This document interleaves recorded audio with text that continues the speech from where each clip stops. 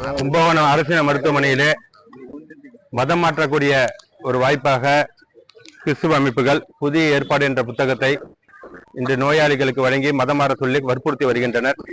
இதை அறிந்த நாங்கள் இதை தடுப்பதற்காக இங்கே வந்துள்ளோம். அரசு அலுவலகங்களை மதம் மாற்றம் செய்வது என்பது கடுமையான தண்டனைக்குரியது. இதை தமிழக அரசும் மாவட்ட நிர்வாகமும் காவல்துறையும் உடனடியாக நடவடிக்கை எடுக்க வேண்டும் என்ற கோரிக்கை இந்த நேரத்தில் வைக்கும். வணக்கம், நான் உங்கள் வழக்கறிஞர் சரவணன், கிறிஸ்தவ முன்னணி இயக்கத்தின் தலைவர். சில நாட்களுக்கு முன்பு கும்பகோணம் பகுதியில் ஒரு மிகப்பெரிய சம்பவம் நடைபெற்றது. இந்து மக்கள் கட்சியினுடைய செயலாளர் குருமூர்த்தி என்று சொல்லக்கூடிய ஒரு சகோதரர், அவர் செய்த ஒரு காரியம் இன்னைக்கு கிறிஸ்தவ சமுதாயத்தில் மிகப்பெரிய தாக்கத்தை ஏற்படுத்தி இருக்கிறது. கிறிஸ்தவ சகோதரர்கள் அங்க இருக்கக்கூடிய கும்பகோணம் பகுதியில் இருக்கக்கூடிய அரசு மருத்துவமனையில் நோயாளிகளுக்கு ஜெபிப்பதும் அவர்களுக்கு ஆறுதல் சொல்வதுமாக இருந்த நிலையில் அவர்களுக்கு பரிசுத்த வேதாகமத்தை புதிய ஏற்பாடை அவர் வழங்கியிருக்கிறார்கள். இதை பார்த்த குருமூர்த்தி அவர்கள் அங்கே வந்து அந்த புத்தகத்தை பிடுங்கி கிறிஸ்தவர்களின் புனிதமான நூல் இந்த பரிசுத்த வேதாகமம், இந்த வேதாகமத்தை கிறிஸ்தவர்கள் படித்து இதன்படி அவர்கள் நடந்து கொண்டிருக்கிறார்கள். அந்த பரிசுத்த வேதாகமத்தை அவர் அதை தூக்கி குப்பத்தொட்டிலே எறிகிறார். இதை கண்டு அநேகர் மனம் உடைந்து போயிருக்கிறார்கள். இதுபோன்று தமிழகத்தில் பல இடங்களில் நடந்து கொண்டிருக்கிறது. எங்களுடைய மார்க்கத்தை சொல்வதற்கு சட்டத்தில் இடம் இருக்கிற பட்சத்தில் இந்த நபர் அதை பிடுங்கி குப்பை தொட்டிலே வீசியிருக்கிறார். இதே ஒரு காரியத்தை ஒரு கிறிஸ்தவரோ அல்லது இஸ்லாமியரோ செய்திருந்தால் இந்த மானங்கட்ட சங்கிகள் எல்லாம் கொந்தளித்திருப்பார்கள், கோபம் பொங்கி இருக்கும், உணர்ச்சி வசப்பட்டு இருப்பார்கள். எப்படி செய்யலாம், இவர்கள் இப்படி செய்து விட்டார்களே, இவர்களை சும்மா விடக்கூடாது, இவர்களை கைது செய்யுங்கள், இவர்களை சிறையில் அடையுங்கள் என்று சொல்லி பொய்யான தகவலை பரப்பியிருப்பார்கள் இந்த சங்கிகள். ஆனால் இதே நீங்கள் அதை செய்திருக்கிறீர்கள், நாங்கள் ஒரு நாளும் அதை செய்யவில்லை.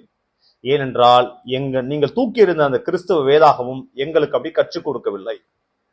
நாங்கள் வணங்குகிற பரிசுத்த வேதாகமும் அந்த ஆண்டவராக இயேசு கிறிஸ்து ஒரு நாளும் எங்களுக்கு கற்றுக் கொடுக்கவில்லை. ஆனால் நீங்கள் அதை செய்திருக்கிறீர்கள், அதையும் நாங்கள் மன்னிக்கிறோம். ஆந்திர பிரதேசத்திலே ஒரு போதகரை அடித்து கொலை செய்து விட்டார்கள், அதையும் நாங்கள் மன்னிக்கிறோம். இது போல தொடர்ந்து தமிழகத்தில் மட்டுமல்ல இந்தியாவிலும் நடந்து கொண்டிருக்கிறது, அவைகளையும் நாங்கள் மன்னித்து விடுகிறோம். ஆனால் நீங்கள் எல்லாம் எங்களுடைய புனித நூலை இப்படி தூக்கி எறிவது எந்த விதத்தில் நியாயம்? இப்போது இது எங்கள் மனது புண்படாதா? கேட்டா நீங்க சொல்லுவீங்க, அரசு மருத்துவமனையில ஒரு மதத்தினுடைய காரியங்கள் நீங்க எப்படி கொடுக்கலாம்? உங்களுக்கு கொடுப்பதற்கு யார் அதிகாரம் கொடுத்திருக்கிறது? நீங்கள் இந்த மதத்தை நீங்க பரப்பலாமா? பைபிள் கொடுக்கலாமா? இது சட்டவிரோதம் இல்லை, இது தப்பு இல்லை என்று நீங்கள் சொல்வீர்கள். அப்படி நீங்கள் சொன்னால் நாங்கள் ஒரு காரியத்தை செய்கிறோம். அதே மருத்துவமனையில் ஒரு கோயில் இருக்கிறது, இதை யார் கேட்பார்?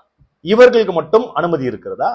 நீங்கள் ஒரு மதத்தினுடைய கோயிலை கட்டுவதற்கு உங்களுக்கு அனுமதி இருக்கும் பொழுது நாங்கள் எங்கள் மார்க்கத்தினுடைய நல்ல ஒழுக்க நெறிமுறைகளை சார்ந்த புத்தகங்களை கொடுப்பதற்கு எங்களுக்கு அனுமதி கிடையாதா? உங்களுக்கு ஒரு நியாயம், எங்களுக்கு ஒரு நியாயமா? இதை மேற்கொள்ளி காட்டிதான் இந்த நாடை, இந்தியாவை இந்து நாடாக மாற்ற வேண்டும் என்ற எண்ணத்தில் இந்த ஒன்றியார் செயல்பட்டு கொண்டிருக்கிறது. இந்த மானங்கட்ட சங்கிகள் எல்லாம் இவர்கள் இதற்கு முட்டு கொடுத்து கொண்டிருக்கிறார்கள். உங்களுக்கு ஒரு சட்டம், எங்களுக்கு ஒரு சட்டமா? இது என்ன நியாயம்? இது நீங்கள் தூக்கி எறிவீர்கள், நாங்கள் கையை கட்டிக்கிட்டு கும்பிடுற சாமி சொல்லி உங்களுக்கு காலடியில் விழுந்து கிடக்கணுமா? இதே நாங்கள் யாராவது ஒருத்தர் எங்கள் கோயிலை இப்படி பேசிவிட்டார்கள், எங்கள் கோயிலை இதே செய்து விட்டார்கள், உடனடியாக அவரை கைது செய்யுங்கள், நாங்கள் சும்மா விட மாட்டோம், அவர்களை சிறையில் அடைங்கள் என்று குதிக்கிறீர்களே. இப்ப என்ன நடந்திருக்கிறது?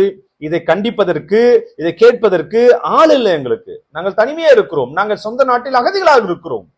அதனாலதான் நான் விருப்பப்பட்ட தெய்வத்தை வணங்க முடியல, நான் விருப்பப்பட்ட இடத்தில் திருச்சபை நடத்த முடியல. சொந்த பட்டா நிலமாக இருந்தாலும் இந்த இந்துத்துவ அமைப்பினர் உள்ள நுழைந்து நடத்தக்கூடாது என்று மிரட்டுகிறார்கள்.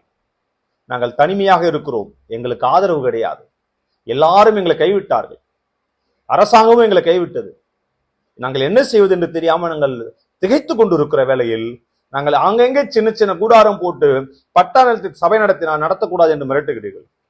நாங்கள் ரோட்ல டிராக்ஸ் கொடுத்தா கொடுக்க கூடாது என்று மிரட்டுகிறீர்கள்.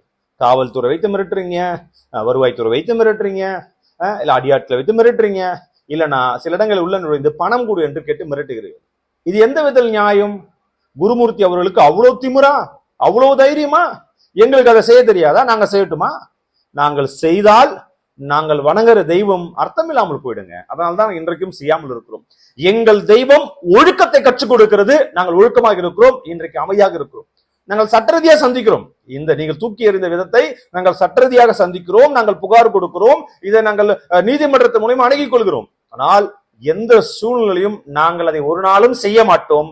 எங்கள் தெய்வம், மீண்டும் மீண்டும் நான் சொல்கிறோம், எங்கள் தெய்வம், நாங்கள் ஆராதிக்கிற இயேசு கிறிஸ்து, நாங்கள் படிக்கிற பரிசுத்த வேதாகமம் ஒழுக்கத்தை மாத்திரம் சொல்லிக் கொடுக்கிறது. நாங்கள் ஒழுக்கமாக இருக்கிறோம். நீங்கள் எப்படி இருக்கிறீர்கள்? மற்றவருடைய மதத்தை தூக்கி எறிகிறீர்களே, குறை சொல்கிறீர்களே, உங்களுக்கு அசிங்கமா இல்ல? வெக்கமா இல்ல உங்களுக்கு எல்லாம்? இப்படின்னு எச்ராஜா அவர் பேசுவாரு. உங்களுக்கு புரியுதா இல்லையா? எச்ராஜா அப்படிதான் பேசுவார். வெக்கமா இல்ல?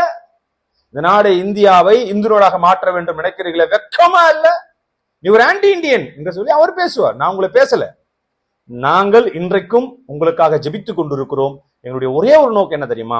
அனைத்து மக்களும் சமாதானமாக, சந்தோஷமாக, நிம்மதியாக வாழ வேண்டும் என்ற நோக்கத்தோடு நாங்கள் இருக்கிறோம். இந்த அதிகாரிகளுக்காக ஜெபிக்கிறோம்.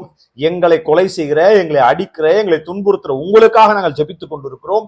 அரசியல் தலைவர்களுக்காக ஜெபிக்கிறோம், அரசாங்க அதிகாரிகளுக்காக ஜெபித்துக் கொண்டிருக்கிறோம், காவல்துறை நண்பர்களுக்காக ஜெபிக்கிறோம்.